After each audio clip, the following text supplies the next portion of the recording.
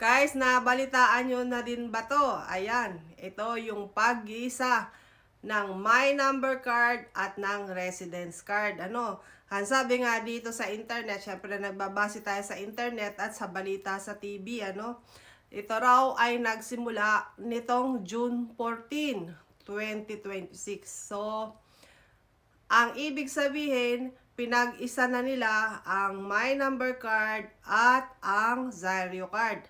Ang tawag dito sa ngayon, ang latest na tawag na ay Tokotei Zario Card or ang Specified Residence Card. Siyempre may mga binabasa ako dito para sa tamang impormasyon. So yan guys. So puntahan muna natin yung ating residence card, yung pangkaraniwan nating residence card. So, ano ba silbi ng ating residence card na ating ginagamit sa ngayon, So, itong ating residence card, dito nakalagay ang ating residence status. Siyempre, bilang foreigner dito sa Japan, kailangan dala-dala natin ito. Every time, kailangan nasa wallet natin lagi ito. Kasi, minsan may nagche-check, So, kailangan dala natin lagi ito sa wallet. And, syempre, baka isipin nila na tayo ay, alam nyo na, alien dito. Kaya, kailangan, kapag chinek ito ng mga polis, mayroon tayo papakita. At, syempre, may penalty din kapag wala kayo nito, So, yan.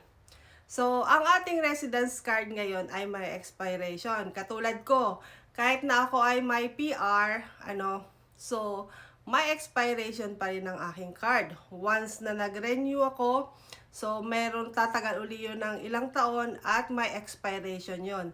Kahit ako ay isang PR na, Kasi nga raw, nagbabago ang mukha ng tao, syempre tumatanda. So, kahit kayo ay permanent residence, so may expiration pa rin ang inyong Zario card.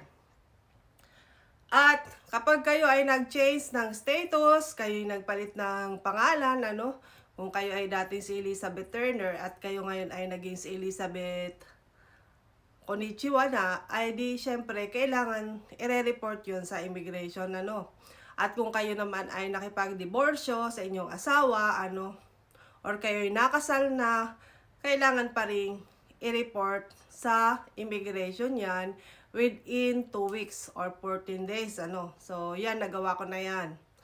Kailangan talaga, after nyo mag-change status kayo ay pupunta ng immigration para i-report na kayo ay nag-change status, So, yan ang ating residence card. Yan ang purpose ng ating residence card sa ngayon, So, hindi pa natin binabanggit sa ngayon kung ano ang magiging purpose kapag pinagsama, So, puntahan naman natin yung ating My Number Card sa ngayon, na hindi pa tayo nag-iisa, So, ito ay requirement, sa ngayon, ito ay requirement sa kahit saan, kapag nagpupunta kayo, may tinatanong kayo sa mga offices, ayan.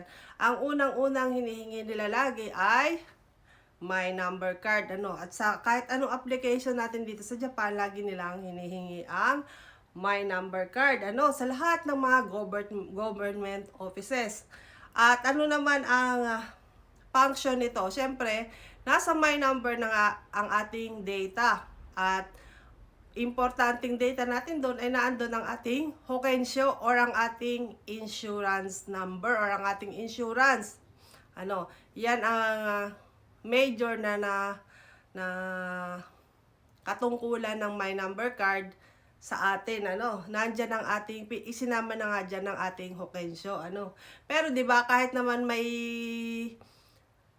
hokensyo na tayo dyan sa My Number Card, meron pa rin tayong dala-dala lagi na separate card na hokensyo, yung blue or yung yellow, meron pa rin tayo noon, Kaya nga lang hindi na hinihingi sa atin yung ating hokensyo, So, itong My Number Card sa ngayon ay may expiration date pa rin, At tulad din ng ating visa na may expiration pa rin ang My Number Card, So, kung 1 taon lang ang visa mo, so 1 taon lang din ang visa ng iyong My Number card. So, may expiration yan. Pero sa akin, sa aking status kasi guys, nung ako ay nakumuha ng My Number, ay hindi kaparehas ng date sa residence card, hindi kaparehas ng taon. Kaya magkaiba sila ng taon. Ano? Pero magkalapit lang naman. So, yan. So, unang ma-expire ang aking residence card, kaysa sa aking My Number card, Kasi kailan lang naman dumating ang My Number card sa buhay natin dito sa Japan, di ba? So, punta na tayo ngayon sa Unified, doon sa pinagsama, ayan, pinagsama, ito, dito sa kulay na to, So, the new integrated card, yan ang tawag nila, or ang Tokotei Zairyo card, So, ito, sa bagong card na ito raw, ay maiiwasan na raw natin ang pagpunta palagi sa City Hall.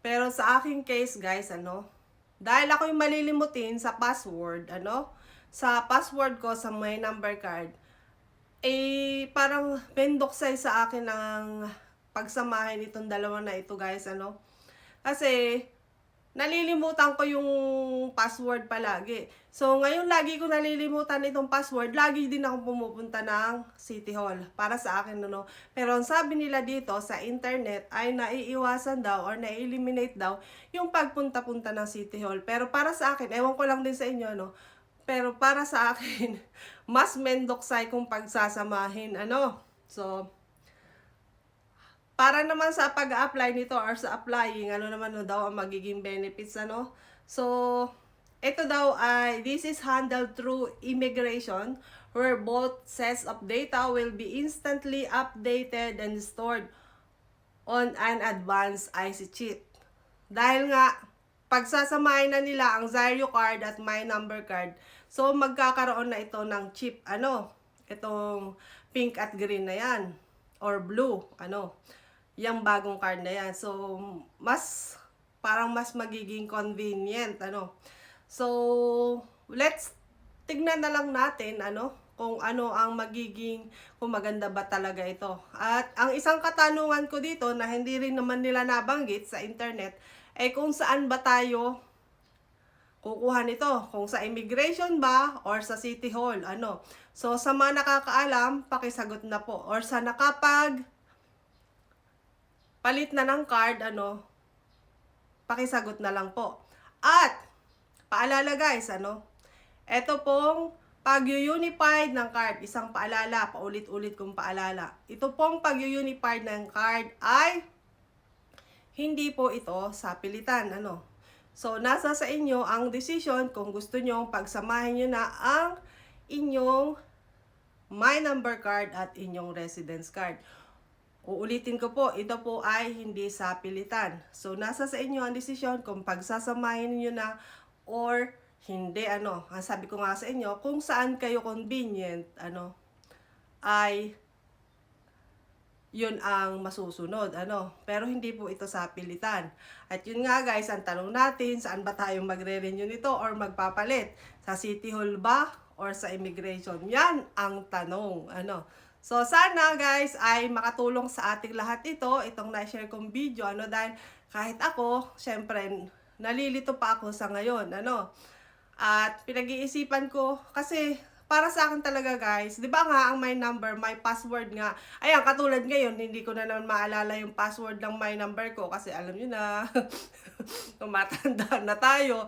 Ay di ba? Mendoksay na naman sa akin, pupunta na naman ako ng City Hall at sasabihin ko na naman na nalimutan ko na naman ang aking password. So, yun lang guys. So, sana makatulong ito sa ating lahat at pakishare at panoorin nyo ng full, kasi ito talagang ibinase natin sa balita nila dito sa Japan at dito sa internet. So, yun guys. Thank you for watching. Paki-follow na rin at paki-share, Thank you guys.